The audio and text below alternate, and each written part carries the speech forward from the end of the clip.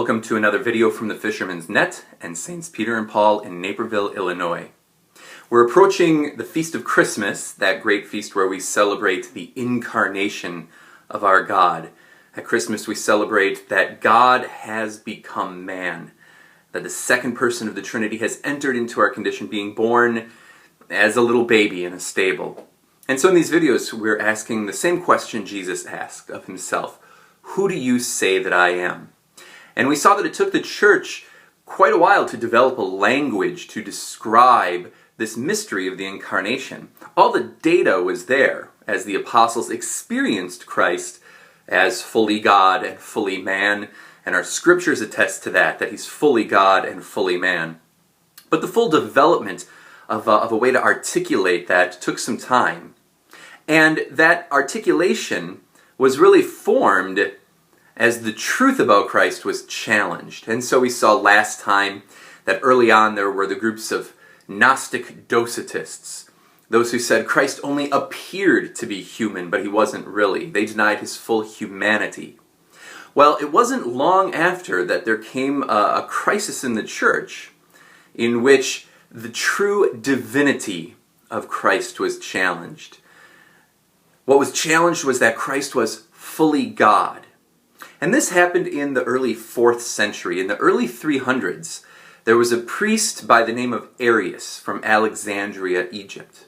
And Arius was trying, like all of these other early figures of the church, to put together the humanity and the divinity of Christ, to understand the mystery of the incarnation. But for Arius, if there was a second person, if the Father was truly God, but there was this second person, the Son, well, a second couldn't be as fully God as the first. So Arius couldn't comprehend how there's God, the Father, the first person, and yet the second person who became man is also fully God.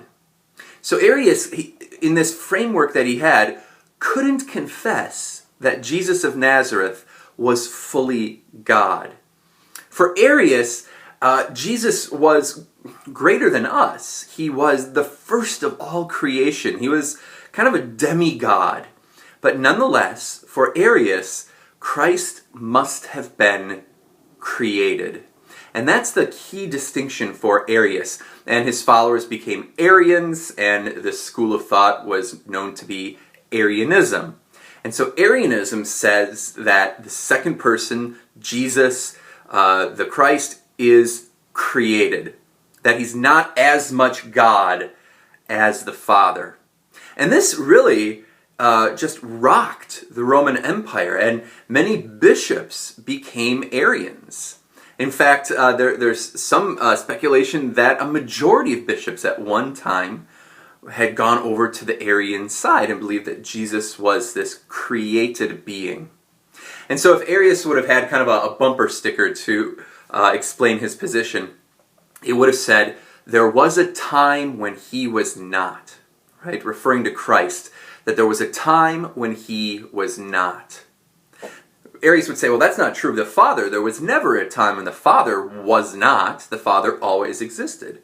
But he said of Christ, there was a time when he was not, meaning he was created. He was lesser than true God.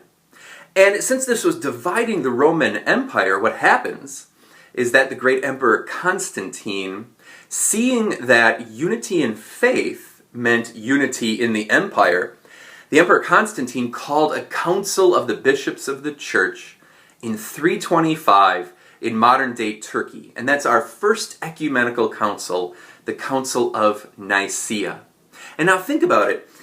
Christianity is only made legal by Constantine in 313.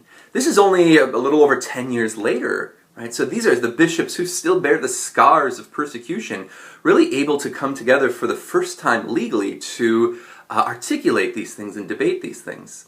And there was a great deal of contention at this Council of Nicea in 325. There were opposing groups of bishops, some Arian bishops, some Orthodox bishops, and they were each vying for their position. And in fact, there are legends of fist fights breaking out at the Council of Nicea, or at least people getting punched in the face over the question of Christ's true divinity. What ends up happening is that the Council of Nicea promulgates a creed.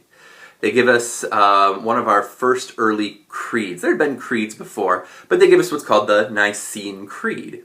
And in that creed, it's the creed with some modifications. It's the creed we profess at Mass, where we say we believe in one God, the Father Almighty, creator of heaven and earth. And then we talk about Jesus Christ, his only Son, our Lord, true God from true God, light from light, true God from true God, begotten, not made. And we say consubstantial with the Father. So all of this is to say that the Son, Jesus, is as much God as the Father is God.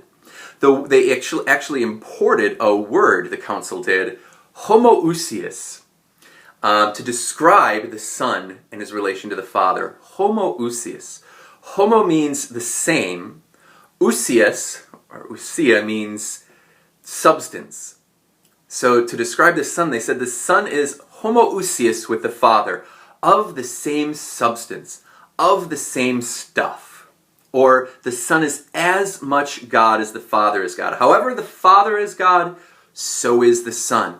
That gets translated for us through Latin into English as, in our creed, consubstantial, of the same substance, as much God as the Father is God. Now the Church has always believed this. The Church didn't come along in 325 at Nicea and invent the divinity of Christ. We find it clearly in the witness of the apostles and the testimony of the Scriptures. What the Council does is settles the matter authoritatively in the midst of a challenge. And this is a pattern you see arising in the early Church, and we'll see a few more times. That as a serious challenge to the true faith arises, the Church gathers in council, an ecumenical council, and defines the matter, and it's settled. Right? So these early councils are normative for us. So the Council of Nicea, 325, gives us the full divinity of the Son. The Son is consubstantial with the Father. We'll see that that wasn't the last challenge to the true faith, to the truth of who Jesus Christ is. That there are more challenges to the true faith, and the Church responds in the same way by calling more of these ecumenical councils to define the matter, to settle the matter, and to give us a language with which we can speak about the mystery of the Incarnation.